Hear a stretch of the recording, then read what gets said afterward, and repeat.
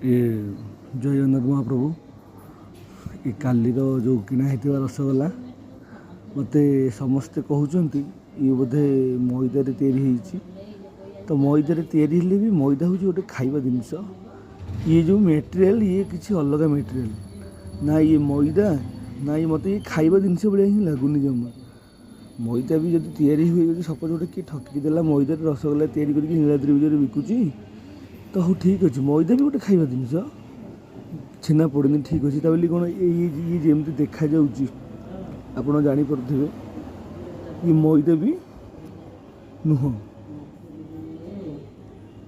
କାରଣ ମୁଁ ଆପଣଙ୍କୁ 50 ଥର ଲେଖା କହିବି ମଇଦା ବି ଗୋଟେ ଖାଇବା ଜିନିଷ। ମଇଦା କେବେ ଆପଣ ମୁଁ ହାତକୁ ଧରିକି ଯେମିତି ଅନୁଭବ କରୁଛି ଆପଣ ଦେଖନ୍ତୁ,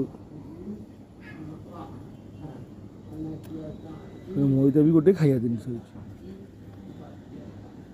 ଇଏ ପୁରା ଯାହାକୁ କହନ୍ତି ହେଇଛି ପୁରା ମାନେ ଆପଣ ଦେଖୁଥିବେ ତ ଯାହା ବିଚାର କରିବେ।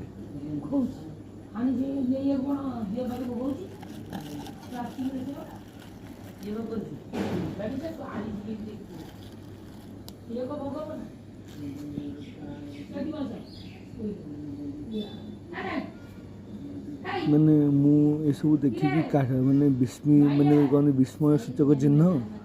ମାନେ କାଲିଠୁ ମୋ ମୁଣ୍ଡରେ ଏଇଟା ବୁଲୁଛି ଗୋଟେ ବିସ୍ମୟ ସୂଚକ ଚିହ୍ନ। ବର୍ତ୍ତମାନ ଆକୁ ମୁଁ ପୁଣି ଦୋଳ ମଣ୍ଡପ ସାହିରୁ କିଣିଛି, ଗୋଟେ କେଉଁ ଆଇଆ ବାଇଆ ଦୋକାନରୁ କିଣିନି ଯେ କାହାକୁ କ'ଣ କହିବ। ପ୍ଲାଷ୍ଟିକ୍ ରସଗୋଲା। ଜୟ ଜଗନ୍ନାଥ ମହାପ୍ରଭୁ।